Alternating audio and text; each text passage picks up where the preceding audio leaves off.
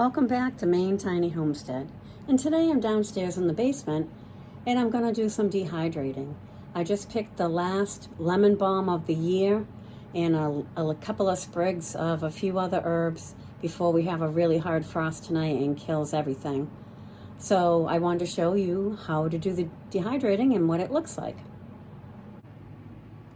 So when I'm going to dehydrate leaves that are on a stem like this is lemon balm. I don't want to spend the time taking every leaf off and putting them on the tray.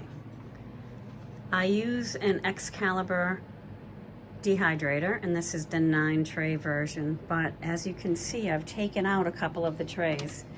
There should be one here, here, here, and here. So I have extra space because this kind of sits up tall, and I'll show you what I mean.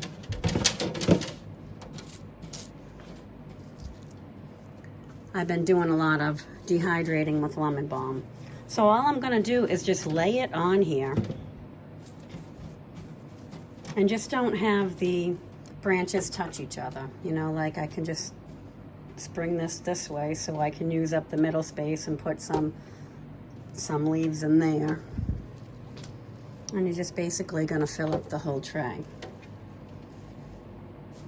And like that. And you could even put another one here and another one here. That would be fine too. Now I would dehydrate this, and everyone's conditions are a little bit different, so it's kind of like a recipe. You have to tweak it to your own liking. But it's a little bit hot down here where I am. I have a wood stove going, so I like to do 90 or 95 degrees for about 8 to 10 hours, and then I check them. Luckily this has a timer and shuts off, and I can come down and check them out. So let me show you, this is a batch I did the other day, and these are all dry and ready to go into the jars. So now it's so easy to pull them off. You can almost just crumble them into the jar. It's hard to do it one-handed, of course, but you know, we're just gonna push those right in.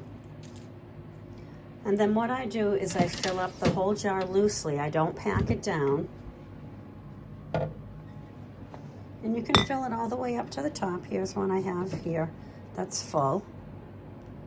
And then I'm gonna leave it open just overnight to let the rest of the air get out. And then I'm gonna put the lid on it. I'm gonna make sure that once the lid is on it, I check it for the next few days and make sure I don't see any moisture. If you see any moisture in the bottle, in the jar here, then they're not all the way dry, and you need to open up the lid and let all that air out before you get a mold environment. So that's why I like to just leave it open just a little bit longer, but not too long where it's going to suck the moisture back out of the air and, you know, make them where they need to be dehydrated again, because that can happen. But just enough so that they dry just a little bit more, and then we can put the lid on it then. I wanted to show you hands-free how easy it is just to put these in the jar. So really you're just snapping the leaf right off at the stem, and then you discard all of this part. If you went all the way down, these leaves are too big, and the space between the leaf and the stem is long. It has its own long stem. So just going along the base stem and dragging these off will have those other stems attached to the leaves when they go in there. So don't ask me how I know.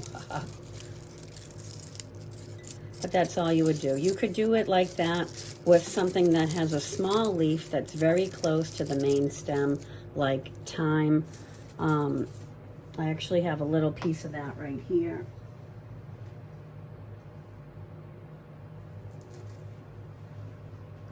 See how you can see this? It's so small and they're close. You could go all the way down and pinch that right off once that dries. But you don't want to do it with the lemon balm or anything with a big wide leaf like this, because that tail is pretty long. So we'll just snap them off and then fill the jar. So my yield usually is, if I do the 4 trays in the dehydrator, I will usually get a little over 1 jar. That's, of course, if all of them were full with big leaves. So that's pretty good. Thanks for watching Maine Tiny Homestead.